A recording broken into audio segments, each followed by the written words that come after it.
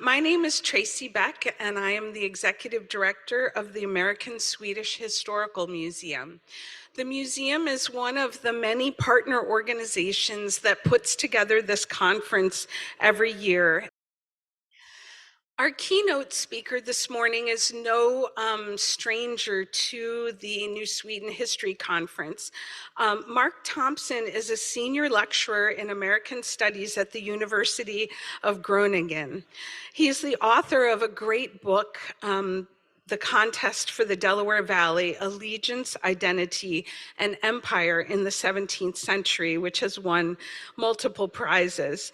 And he's currently working on his second book, Land, Liberty, and Property, Colonial Surveyors and the Production of Empire in British North America, which is due out in the next, I don't know, I'm not sure when it's due out, actually. But I'm really hoping that he's going to be sharing some of his new research for that book with us. So we have a recording of his presentation that we'll share. And again, he will be joining us for the live Q&A portion. Hi, my name is Mark Thompson, and I'm Senior Lecturer in American Studies at the University of Groningen in the Netherlands. And today I'll be presenting my paper, Matterhorn of Armewomik, Negotiating Crisis on Entangled Ground. A remarkable view into Lenape politics appears near the end of Thomas Campanius Holm's short description of the province of New Sweden in America, originally published in Stockholm in 1702. It consists of a 7-page record of a council held in 1645 by the barbarians to discuss, quote, the Swedes in New Sweden. Written in the Americans' language and accompanied by a loose Swedish translation, the text was composed by Campanius Holm's grandfather, Johann Campanius Holm, who served as Lutheran minister in the colony from 1643 to 1648, and later translated Martin Luther's Kleine Katechismus into the American Virginian language. The dialogue begins with a conversation between the Sakaman, or king, Matterhorn, and his son Agahorn, in which they survey the situation of the Achores, or Swedes. Matterhorn first asks where the Swedes are. Agahorn answers that they are at Hopokahaking, Fort Christina, and Tinicum Island. The Sakaman asks what they are saying.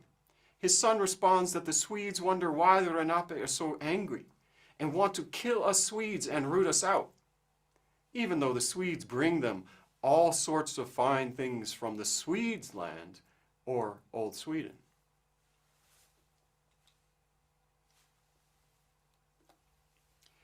When Matterhorn asks what the other sachems and common men think, Agahorn replies that they maintain good friendship with the Swedes, the Dutch, and the English. They consider the outsiders to be good friends who bring cloth, kettles, gunpowder, and guns, all that you want to buy. Asked for his own advice, Agahorn expresses caution, warning against attacking the Swedes because they are so skillful in war. Uncertain how to proceed, Matterhorn then instructs his son to call a general assembly of the officers and the common men.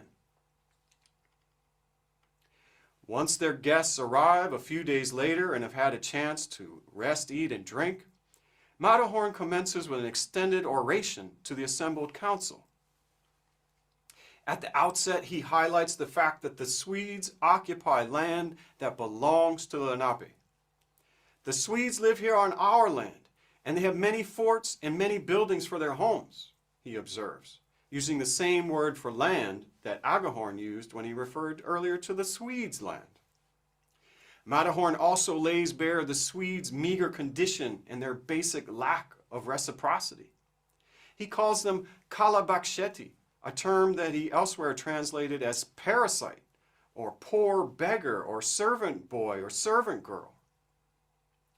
This leads to the question at the heart of the meeting, whether we shall then go now and kill the Swedes and completely exterminate them, or shall we let them stay? Matterhorn does not know which path to take, so he has summoned together this assembly to ask them, what advice do you give? What shall we do with the Swedes? The Ajoras have no cloth, no kettles, no brass, no lead, no guns, no gunpowder, nothing they want to sell. And yet the Senators, the English, and the Dutch have all kinds of good merchandise. The officers answer first. They are divided. We on our side and the Swedes have nothing against each other. We like the Swedes. Other officers state that, quote, it would be good if one were to kill the Swedes because they have nothing in their stores that we can get by trading with them. The common men, by contrast, are united in defense of the Swedes. Why should we kill and exterminate the Swedes? They are in good friendship with us. Moreover, they have sent a large craft or ship full of things, good things. Swayed by their argument, Matterhorn asks, so we should not attack the Swedes and exterminate them? The men answer, by no means no. The Swedes are good, and soon they will have here a ship with all kinds of good wares. Matterhorn announces his decision. The Lenape shall love the Swedes, treat them as good friends, and trade with them always. We shall not war against them and exterminate them. And this shall be fixed and certain. The whole assembly affirms the decision with one voice. We all together cry out, yes.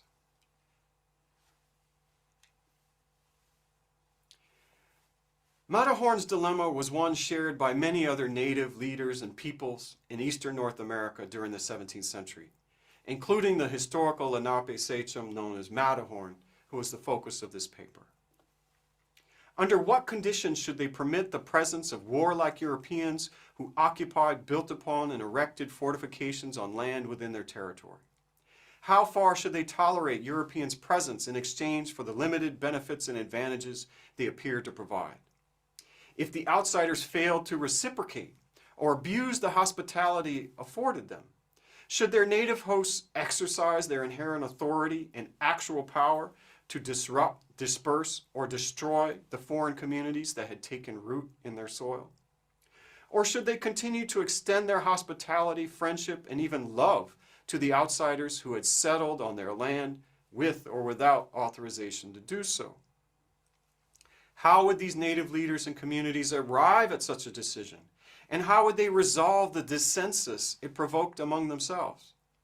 Would the consequences of pursuing peace prove to be worse than the immediate harm caused by waging war? The choice between hospitality and hostility was a deeply political one that intertwined themes of authority, power, territory, and sovereignty. But it was also a social one that entangled communities who conceived themselves as independent and separate. These interrelated themes run through much of the scholarship on indigenous North America over the last 2 decades. Whereas influential research from the late 1980s and 1990s highlighted the importance of intercultural brokers or mediators and negotiators and offered the paradigm of the middle ground, since 2000, the trend has been to emphasize not only native agency in relation to colonizers, but also native power and primacy in many, if not most, so-called colonial settings. Native ground has decisively superseded the middle ground, and historians describe indigenous confederacies such as the Comanche, Lakota, and Iroquois as unambiguous empires. At the same time, indigenous territoriality and sovereignty have arisen as key concepts for understanding what Juliana Barr has called the spatial dimension of Indian assertions of power. Barr's work offers a clear and forceful expression of this approach.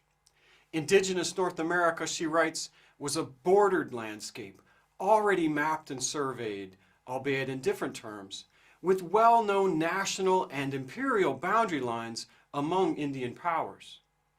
These material borders of Indian power, she writes, were explicitly the manifestation of Indian sovereignty on the land.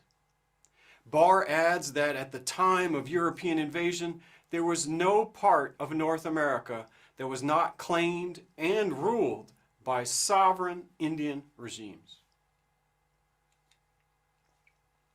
This turn towards indigenous sovereignty in early American history represents a significant convergence with the field of Native American and Indigenous Studies, also known as NAIS, where sovereignty has long had a central place.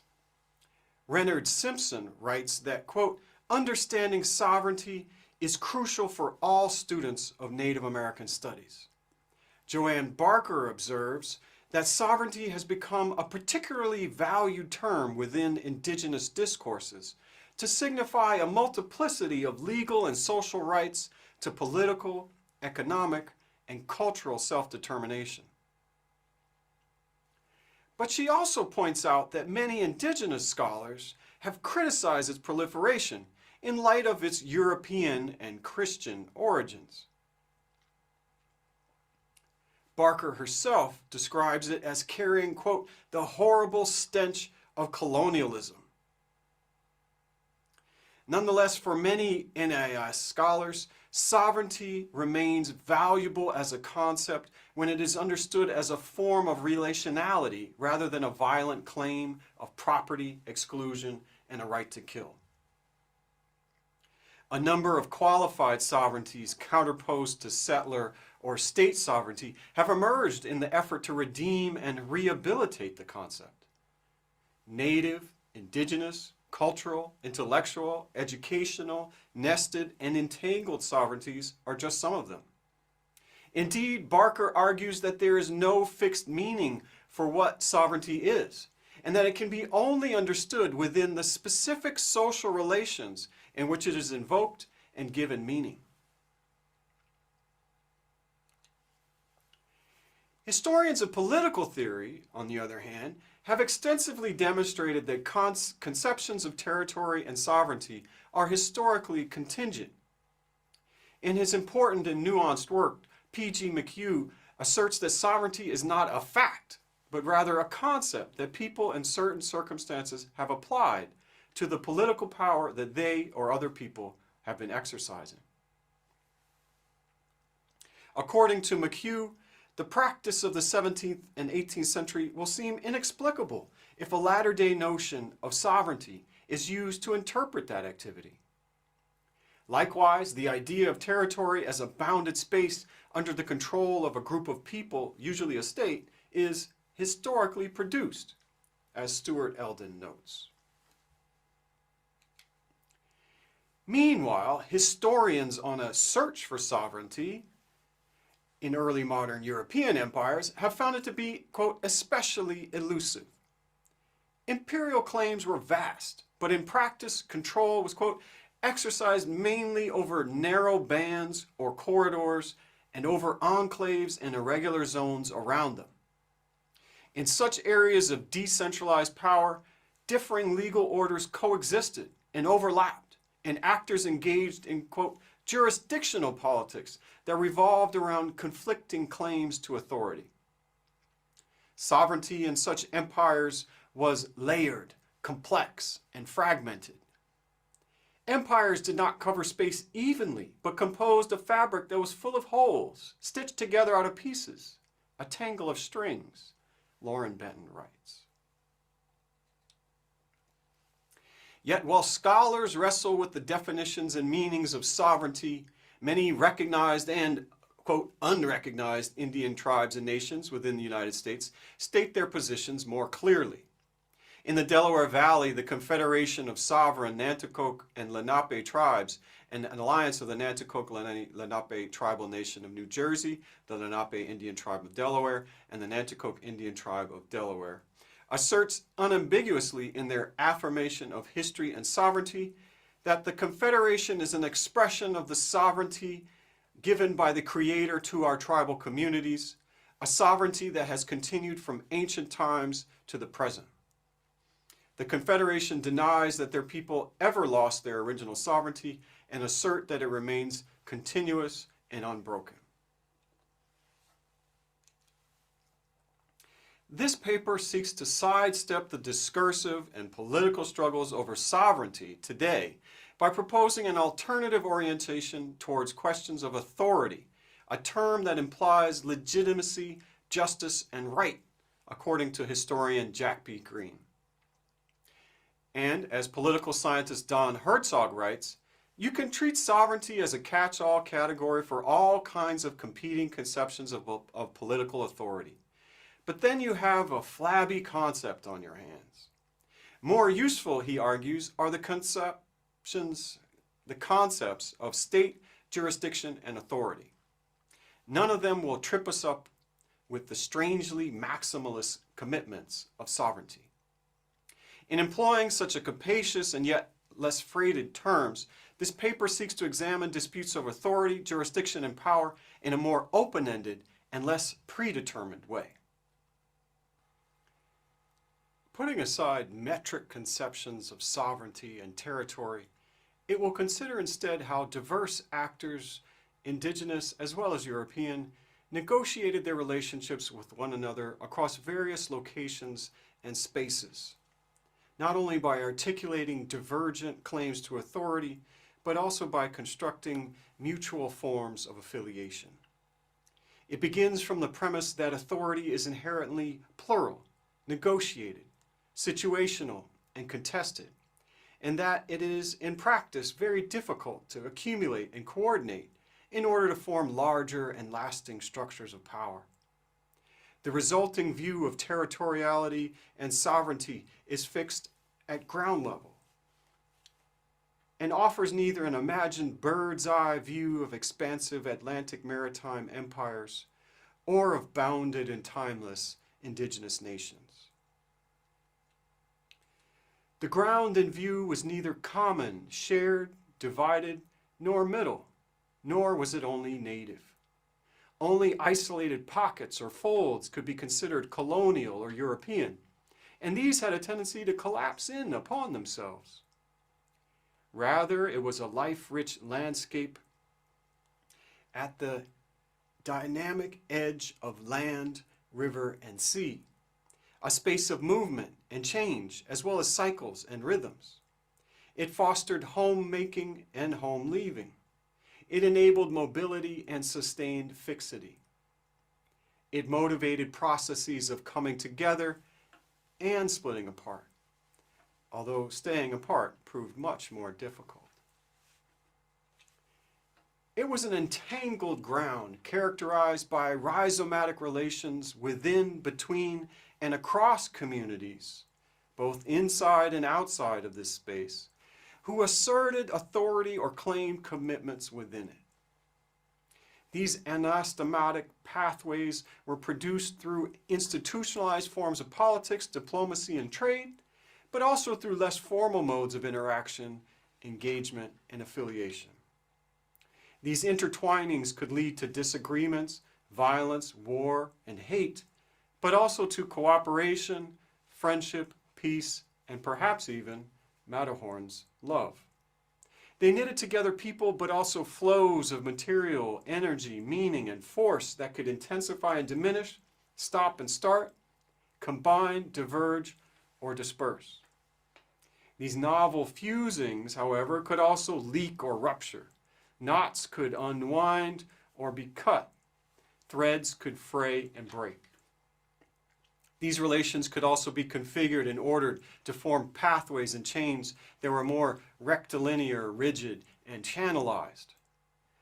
Fractured, stretched, bundled, reformed, such connections could also promote and enable expressions of concentrated power instead of diffusing it.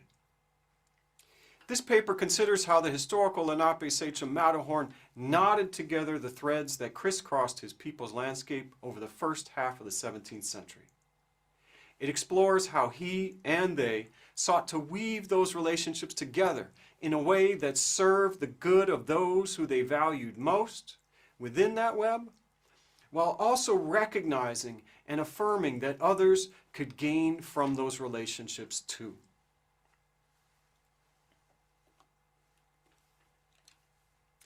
In doing so, it reveals that this space of relations was also entangled with many others. Indeed, the Delaware Valley might be seen as an avenue connecting and connected to other spaces as well as its own.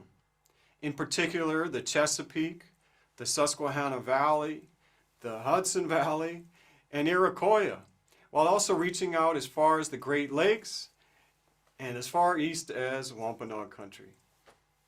This paper will also take up Lisa Brooks's call to read rhizomatically through time as well as space, situating Indigenous actors' decisions within a deeper past, relating them to uncertain and only partially perceived conditions of the moment, and gesturing towards futures they imagined and either sought to bring forth as best they could or aimed to avoid at all costs.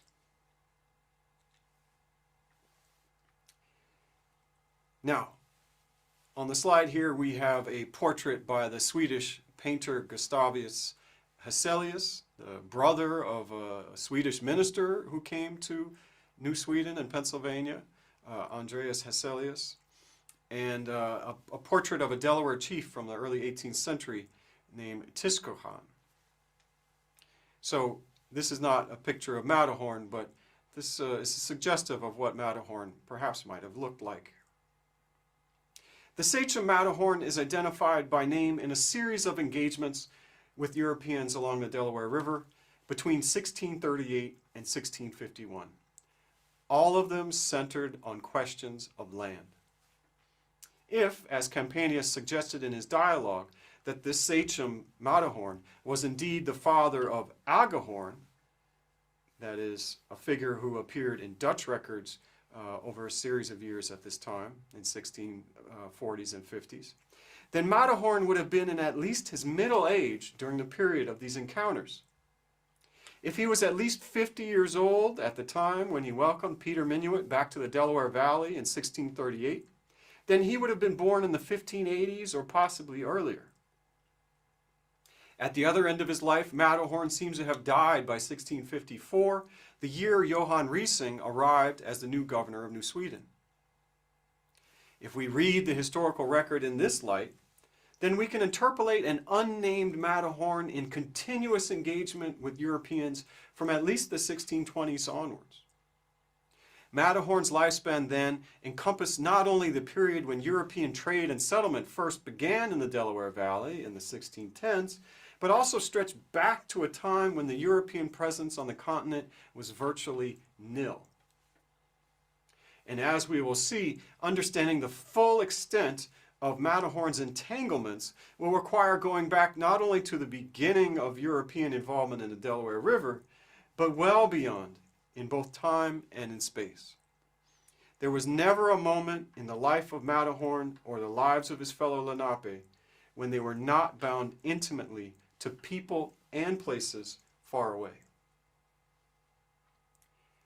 Matterhorn's name first appears in writing in an affidavit from December 1638 that recorded the accounts of 4 sailors who participated in the founding of New Sweden. That document offered details of a meeting 9 months earlier along the Minquaskill, or modern-day Christina River, with 5 sachems or chiefs acting in the names of their nations or peoples. These 5 were Matterhorn, Mitotskaming, Erupakan, Mahaman, and Chiton. Here, as in other documents, Matterhorn's name appears first in a list of sachems' names, a sign of his preeminency among the Lenape, at least in their dealings with Europeans. The affidavit noted that the sachems were acting on behalf of 3 sets of nations, the Erma-Warmaahi, the Mante, and Minqua nations. The first, better known as Arma-Womink, is generally thought to refer to a community that lived along and near Big Timber Creek in modern-day New Jersey. The order of names suggests that at least Matterhorn and Mitotskaming belonged to this community. We will return to the second of these men, Mitatsament, later in our story. The Mantes lived farther downriver, also on the east side of the Delaware River, along what is today called Mantua Creek, opposite Tinicum Island and the airport. The homeland of the Minqua or Minqua Susquehannocks, by contrast, was on the Susquehanna River, about 60 miles away from the site of this meeting. According to the sailor's account, the purpose of the meeting with the 5 sachems was to certify an agreement with the nations or people who were the land's owners, in order to sell the river with all the land lying about there. According to the document, the sachems agreed to this with the, quote, common consent of the nations. This grand and implausible agreement formed the basis for the colony of New Sweden, which would grow into a small but aggressive settlement numbering about 400 people until it was conquered by New Netherlands forces in 1655. The leader of the 1638 voyage, Peter Minuit, had formerly served as director of New Netherland in the 1620s, but had since left the Dutch West India Company and joined the service of the Swedish Crown and its own colonizing company. As an employee of the West India Company, he had explored the Delaware River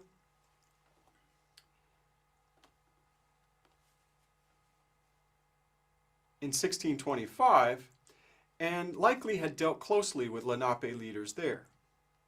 This previous experience may explain why Matterhorn and the other Lenape sachems welcomed Minuit when he returned over a decade later. Nonetheless, as we will see, Matterhorn will remember this meeting in terms very different from the way it was recorded in official Swedish accounts. As a Lenape sachem, Matterhorn's presence at the meeting with Minuit makes sense. But how do we explain the participation of representatives of the Minkwa nation when they did not even live along the river? Known to the Dutch and the Swedes as the Minkwas, via the Lenape, to the English as the Susquehannocks, via the Powhatans and others, and to the French as the Andastes, via the Hurons, this powerful Iroquoian people had been exerting violent pressure on the Lenape from the mid-1620s through the mid-1630s, and perhaps for a decade earlier.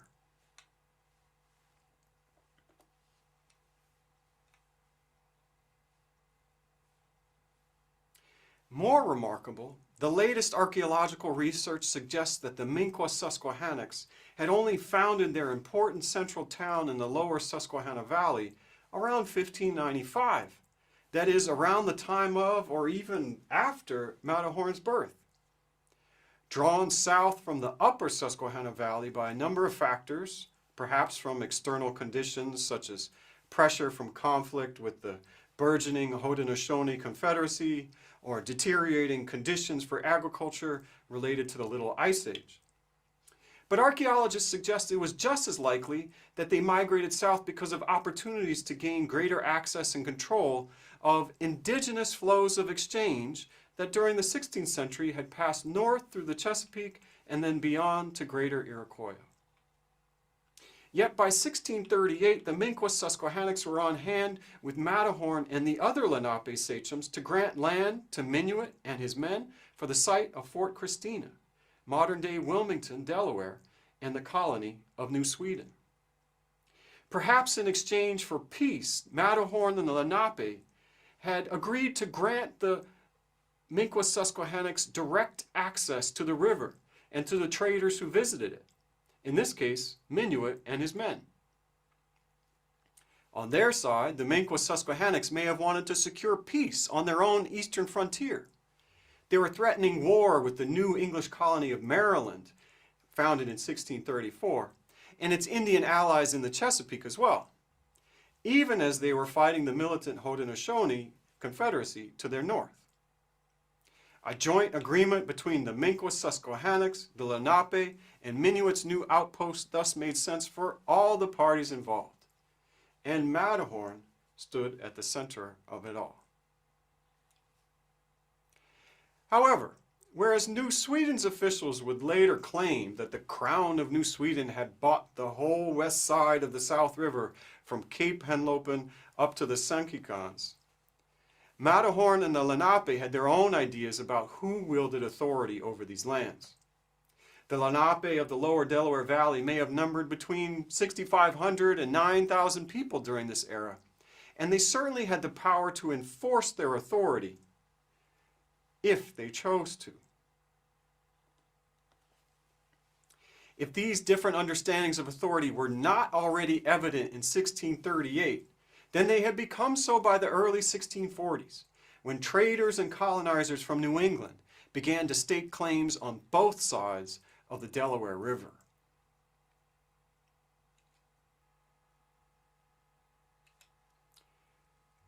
The controversy first erupted in the spring of 1641, when agents from New Haven's Delaware Company purchased lands on both sides of the Delaware River and placed a large number of families on a site across the river from Fort Christina.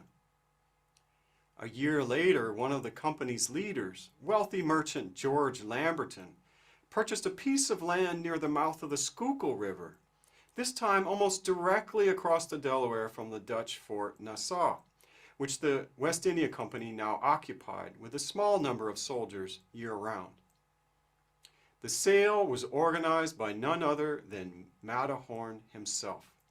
The Schuylkill River was the main avenue for trade with the Minquas-Susquehannocks, so only a few weeks passed before the West India Company's head officer at Fort Nassau and his soldiers burned down the English outpost and seized its men. Lamberton was undeterred, however, and a year later he returned and purchased lands from Lenape sachems on the east side of the river. And here we see in this Swedish record an account by the English claimants to that land. And there's Matterhorn's name there on the right.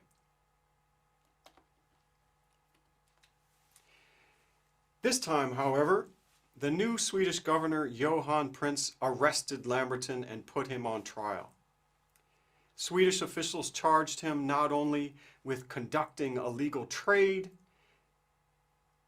and making illegitimate land purchases, but also with inciting the Indians, including the Minquas-Susquehannocks, to, quote, miserably murder all the Swedes and Hollanders, together with their women and innocent children, along the Delaware River. The aggressive Swedish governor and his Dutch collaborators may have stopped Lamberton, but in doing so they also disregarded Matterhorn's and the other sachems' authority to grant lands and to trade with whomever they pleased. The affront was all the worse considering that the undersupplied Swedes had so little to trade. As one 18th century Iroquois spokesman asserted, the trade and the peace we take to be one thing. So when only a single ship arrived from Sweden in 1644, Lenape fighters murdered a man and wife in their bed, Prince wrote, and a few days afterwards killed 2 soldiers and a workman. These attacks were a direct challenge to Prince's own authority, as the killings took place next to his own fortified base on Tinicum Island. This location was also only a short distance from the Schuylkill River and across it to Matterhorn's Armawomik and Fort Nassau.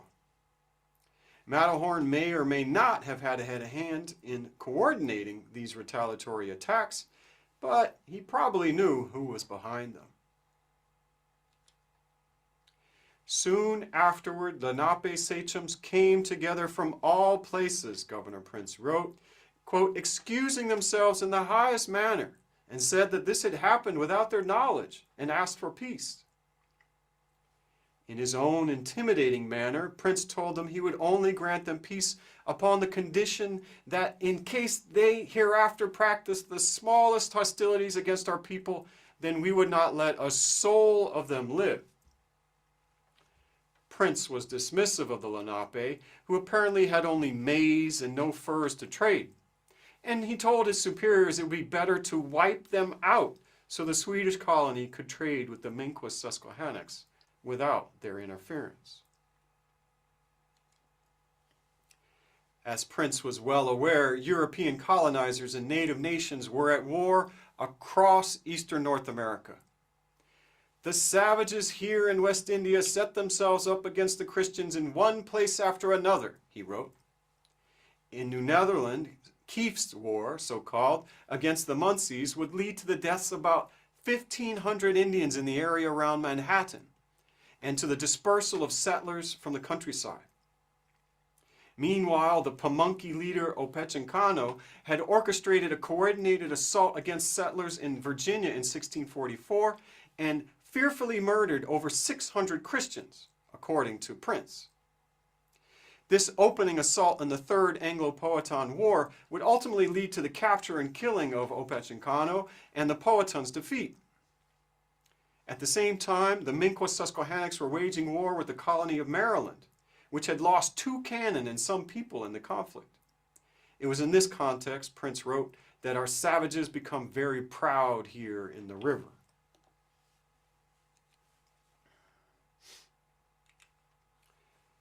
Matterhorn and Lenape ultimately chose to follow a path of peace with the Swedish colony, even if Prince was unwilling to offer anything in return except for a promise of total war if they did otherwise.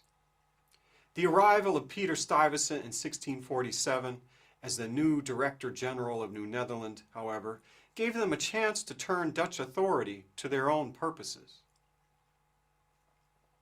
Eventually, they were even able to entice the great sachem of the Manhattans himself to stage a visit to the river and to treat with them directly. The first step that Matterhorn and Lenape made was to urge the head West India Company officer at Fort Nassau, Andries Hudde, to build a trading post along the Schuylkill, or Manayunk River, in an area where the Swedes already had their own posts. A presence along the river was essential to gain access to traders coming from downriver from the Minquas country.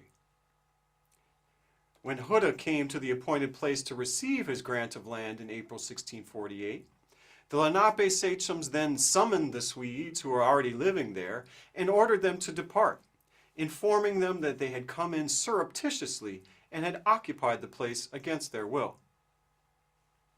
The sachems informed the Swedish traders that they had given the land to Hudde for the time being so that he could build there. The 2 most principal chiefs who arranged the agreement, Matterhorn and Wisemanetto, listed here in this document, then planted a Dutch flag and ordered Hudde to fire 3 shots as a sign of possession.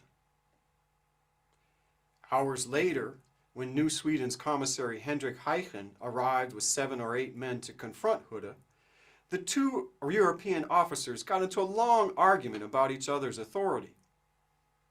Matterhorn and the other sachems soon joined in.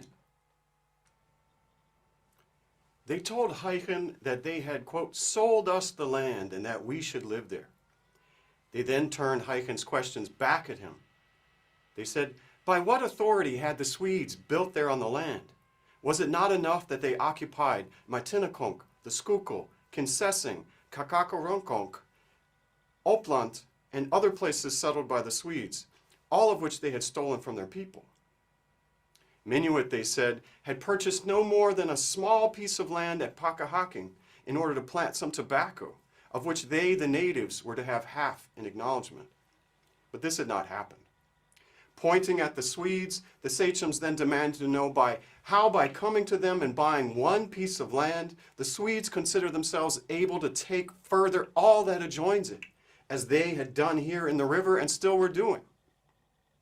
This was more than an act of arrogance. It was an act of injustice, an offense against their own law and authority. Quote, it amazed them that the Swedes wanted to prescribe the law to them, the native owners, so that they would not be able to do with their own possessions whatever they wanted. Although the Swedes had, quote, only come recently into the river, they had already seized and occupied so much of their land, the sachems said. By contrast, New Netherlands people, quote, had never taken away any land from them, even though they had been visiting the river for over 30 years. Although Hudde and his men were able to proceed in building a small fort on the site, continuous harassment from the Swedish colony, including armed threats and assaults, ultimately meant that the Dutch effort came to nothing. Yet it also seems clear that the Lenape along the river were fed up with New Sweden's officials and saw the weaker but better supplied Dutch colonial presence as a useful counterweight. Reflecting on these incidents, it is hard to say how much of the sachem's speech in 1648 was ventriloquized by Hudde himself. But both the content and the tone match another speech that Matterhorn gave 3 years later in July 1651. The occasion once more involved Matterhorn orchestrating a grant of land to Dutch officials. The initiative this time came from Peter Stuyvesant himself, who wanted to build a new fort downriver from Fort Christina. His aim was not only to secure New Netherlands' place on the river in relation to the Swedish colony, but also to protect its southern frontier from English threats.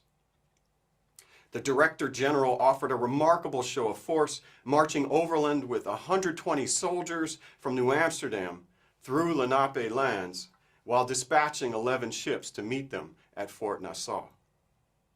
New Sweden's officers wisely chose not to interfere. Through his interpreter, Stuyvesant posed a series of questions to the gathered sachems, Matterhorn, Pemanata, and Cinques. Matterhorn spoke in the name of all. At the start, he made clear that the sachems were authorized in multiple ways: through personal ownership of these lands, through rights of inheritance, and through the consent of their own peoples. The sachems were also authorized by the Minquas Susquehannocks.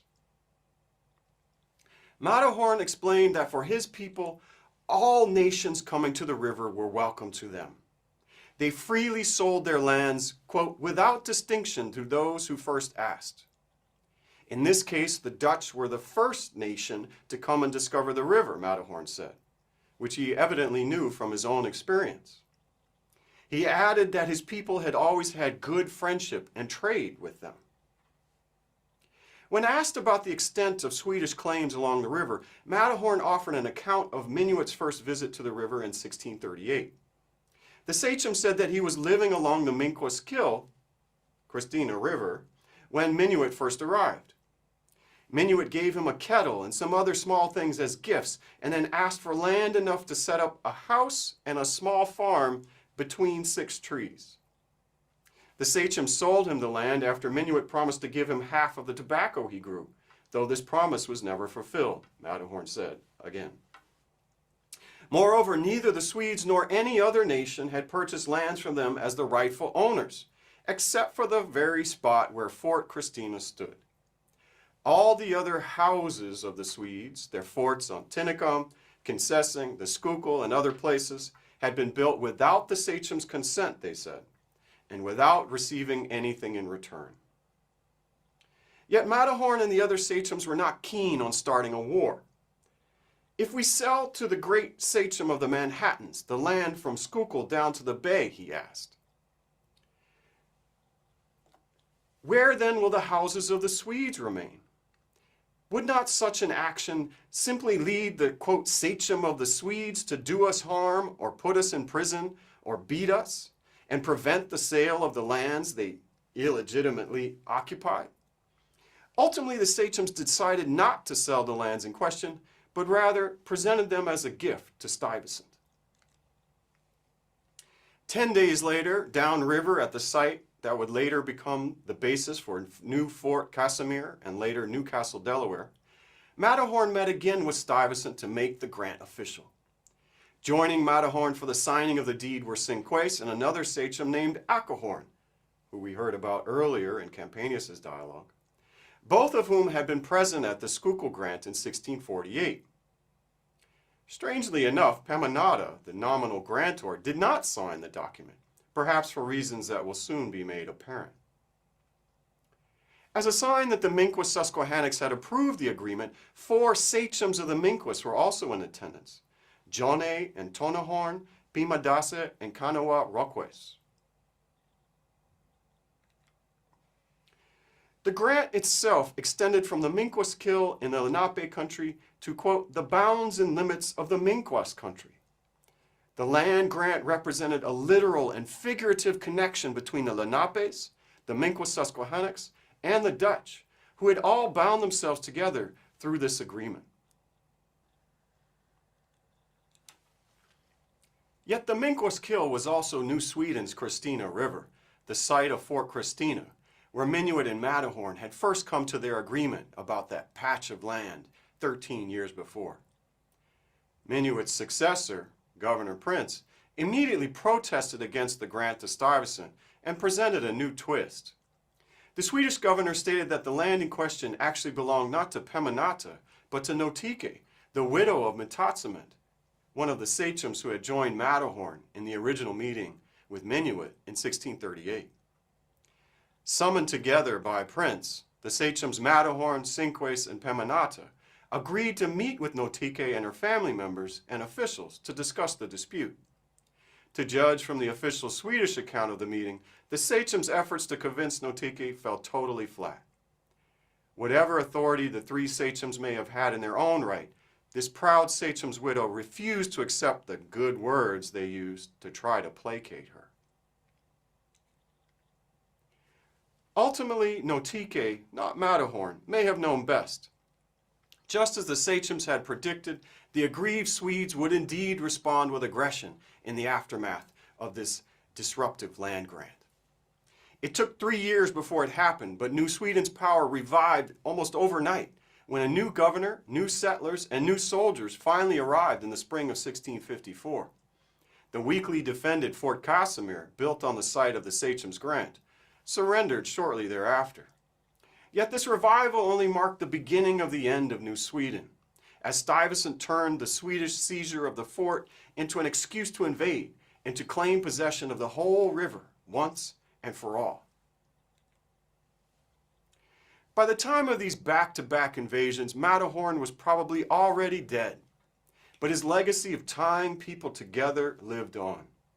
When the Lenape sachem and spokesman Namen met the new Swedish governor Johan Rising at Prinshof on Tinicum Island in 1654, he said that if in earlier times their communities had been as one body and one heart, from then on they would be as one head with us, united, inseparable, as though they were tied by a fast knot. He and the other sachems even invited the Swedes to build a fort and houses in their midst at Passyunk, which is the major village where most of them lived, Swedish authorities said. And indeed, for decades afterwards, under Dutch as well as English regimes, the, quote, Swedish nation would live side by side in good friendship with their Lenape hosts and neighbors. This entanglement of peoples formed the basis for a peace in the Delaware Valley that would last another century. No other North American colonial region could boast of such a record. It was no accident and it was no individual feat. Rather, Matterhorn's achievement was his ability to tie different peoples together while also keeping power in balance and maintaining a delicate peace. In a time of trials, when cycles of violent retribution seemed ready to spiral into a general crisis, he helped his people to survive and perhaps even to thrive. The historical record of Matterhorn's life is sparse, and all of it is filtered through the accounts and agendas of the European colonizers who recorded it. Yet this Swedish, Dutch, and English documentary record also presents a remarkably consistent picture of a remarkably consistent figure. A sachem who was first among equals and keen to forge agreements with anyone who demonstrated proper respect to his authority and the authority of his people. All nations coming to the river were welcome to them, he said, and offering their land to their guests was the highest form of hospitality. That hospitality entailed obligations upon the receiver, however, obligations that were often not met. Yet amends could be made and disagreements settled so long as, quote, good friendship and a good peace were upheld. The way to keep that peace was to keep making peace, to remind one another through proper signs of appreciation of their mutual esteem and respect. That respect included respect for their own separate forms and systems of authority, as well as recognition of the ways those forms and systems had become intertwined in the land that they shared. Assertions of exclusive sovereignty seemed inevitably to lead to cycles of violence and retribution. When the various nations of the early 17th century Delaware Valley acknowledged the different threads of authority that tied them together, they proved capable of finding creative ways to work together, even when their worlds were falling apart. Thank you.